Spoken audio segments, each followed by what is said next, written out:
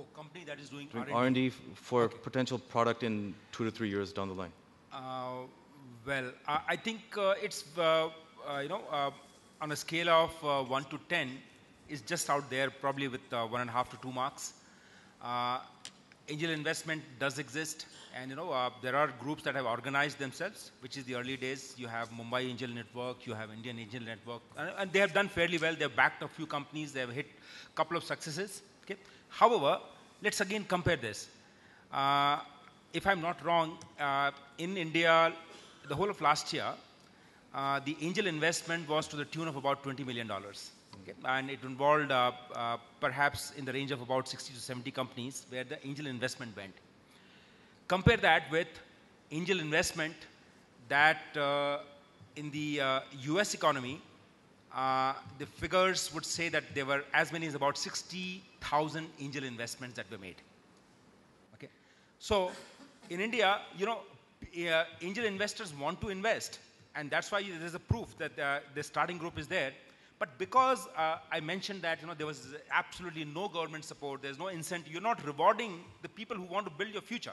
It's an angel investor who's taking that risk into putting that money behind a big idea which will grow in some time and then attract further financing. But we are not rewarding that. Yeah. So if the moment we begin to reward that, we know that all of us, the moment government gives us some tax break that you put this money in this and you'll get an ETCC benefit, we make sure that we have invested in that and taken the full advantage of the tax. If only India was able to do that, put this, the whole think tank and get this in place, angel investment will shoot up. Because there's no dearth of problems to be solved. Yeah. There's no dearth of talent as well. And I'm sure in such a large pool of talent, there are enough guys who are raring to go and say, okay, I'll make my place in the world, not as a commodity player, but as a player which will invest in R&D, and I will be a differentiated player. Because there's no fun in being, you put all the hard work and be a commodity player, which is competing on price, today up, today tomorrow down, today up, tomorrow down. That's not what you want to do. You want to invest into R&D, you want to invest into a brilliant idea, you want to protect your intellectual property, and then go about creating a space for yourself where market is going to pay a price to you, which they're going to feel happy about because you're giving a solution which is worth it. Yeah. Okay? So angel investment part, I just said that, that's the scenario. We just need to up it, and you'll see the landscape changing because government cannot put monies. They don't know how to find out a good investment, which is a good, good horse to back. That's a skill which exists with people with some experience, people who have industry knowledge. So that's the scenario about angel investment, as I said. Just to add a little bit on your point, just some data. In United States, venture capital investments in 2010 was just north of 30 billion. In 2011, it was about 29 billion. Last year, it was about 27 billion. Interesting enough, angel investments were approximately the same amount.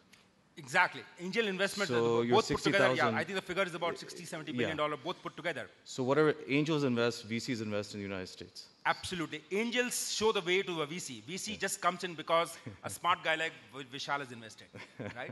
So that's, I think that's the ecosystem we must solve ASAP. Yeah.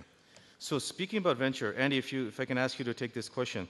I think besides Mr. Liputan, I hear that venture capitalists are shying away from India because the perception is that India is not ready for prime time innovation. What can you share with us, your thoughts with the entrepreneurs in the audience on how we can find venture capital money today in this environment? The industry here is in its early stages. And every year I come here, I meet companies, I see them advancing more and more. So success, you're on the verge of success. I think everyone should remain confident that you are.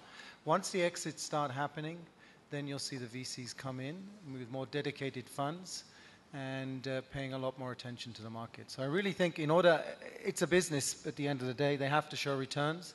And to date, Ghanis had a great exit, partial exit. Others still haven't. And once that happens, then without doubt the money, as I said earlier, will come.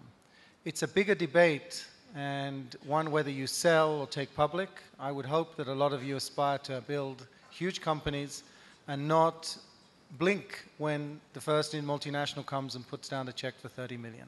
It's difficult to refuse, but you certainly have to aim high. The public markets are very open. The international public markets, I think the US there is still a good market for technology. They're very open to Indian high-tech. They're very open actually to have plays here in India, period. And so I think without doubt it will come. It's still an early industry, and it will take time. Yeah. Raj, I'd like to get your quick question or answer on this also, because SureWave, your current startup, is funded by a tier 1 US venture capitalist, and you have also taken angel money. So if you could just, in a few seconds, give some advice in terms of how can young entrepreneurs get venture financing in today's climate?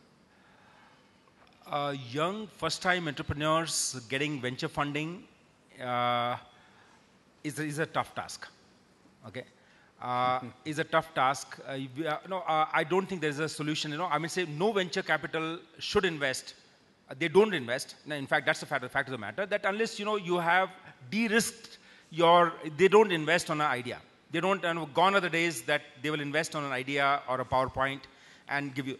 Venture capital will only invest when they have seen that you have built a product, you've got the right team in place, and you at least got a customer. At least I can talk about venture capital industry in India, that they would like to see that, okay, here is something, because they're handling somebody else's money. It's not their own money, that they can do charity around it. So they will see that there is a fair evidence of this succeeding, then only they will put money. But then the chicken and egg problem does not get solved, because the first-time entrepreneur he hasn't had the time to really build that. And if the angel investors are absent, it's a tough game. And that's why we have not seen a whole lot of ventures that have come up. Okay. Well, a whole lot of ventures ventures have come up. A whole lot of ventures which are taking the faith of leap of faith and putting risk into the game. Yeah. Thank you, Raj. We only have about 10 minutes left. So to sum it up, please, in 30 seconds, what do you think are the top 1 or 2 initiatives that can help catalyze entrepreneurship and innovation in India over the next few years? Andy, please, if you can start, and then coming down this way. I think the moment there's a big exit.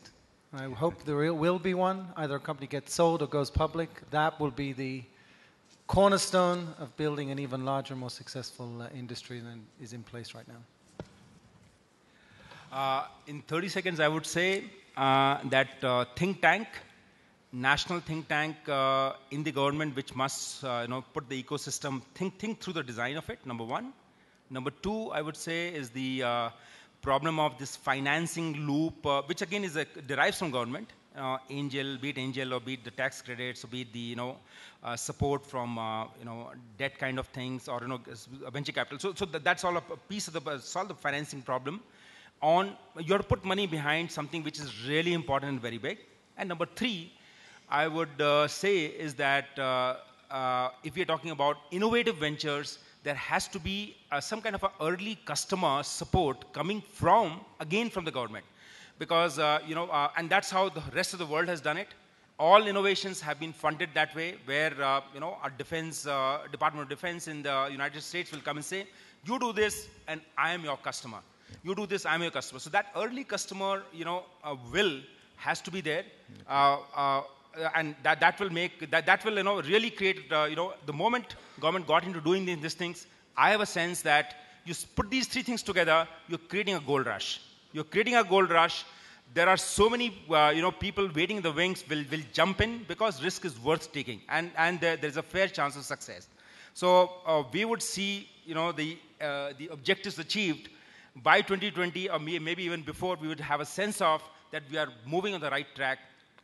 So we as a country, we must create the gold rush. Thank you, People Raj. from all over the world will come and play on that opportunity.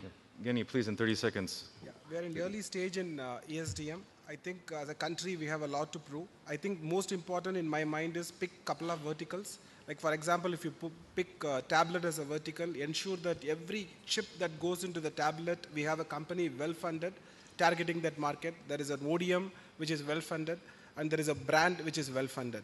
So pick a couple of verticals, show some success stories, and ensure that become the role models to,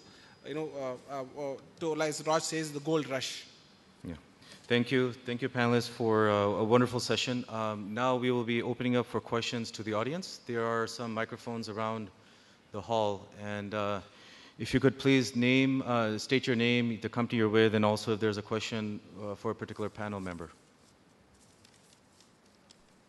So, Srini has a question. Okay. I hope there's microphones in the audience. Or I think we can hear. Oh yeah, please, if you.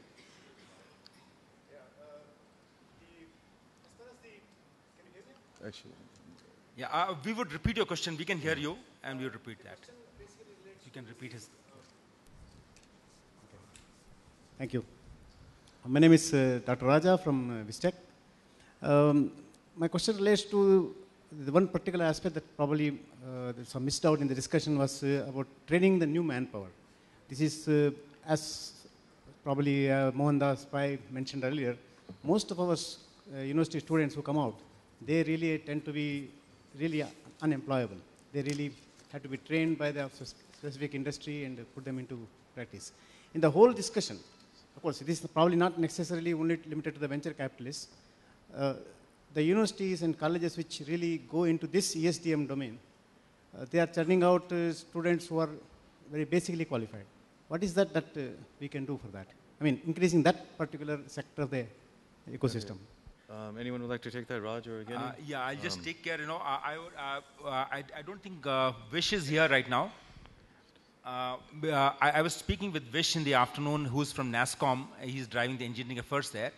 And NASSCOM has already done a beautiful job of crafting what exactly the gaps are in terms of training of passing out engineers, how they would fit the softer scheme of things. And he's sharing that with IESA. And he wants IESA to take care of that, okay, electronics, semiconductors, what are the things that we need to do. And they are getting support from government as well, that there are about 20-30 colleges which are going to pilot this whole process, where this particular course is going to be run as an elective, which is basically making the students passing out suitable for employment on day one. Okay? That's one aspect. And second aspect I would also say is that as far as training is concerned, at least in the management schools and other schools, there also needs to be a fair bit of training done towards entrepreneurial side of things, IP side of things. How I would say if people are not taught what an intellectual property is, they would never in their career, they would have to learn the hard way. So entrepreneurial IP and entrepreneurship plus the right set of skills, there's some effort on, and I hope this will bear fruit. Srinivas, I had Imagination Technologies in India. There are a lot of reasons that the panel has provided. I think a lot of fingers were pointed towards the government for not having helped enough in enabling entrepreneurship and innovation, right?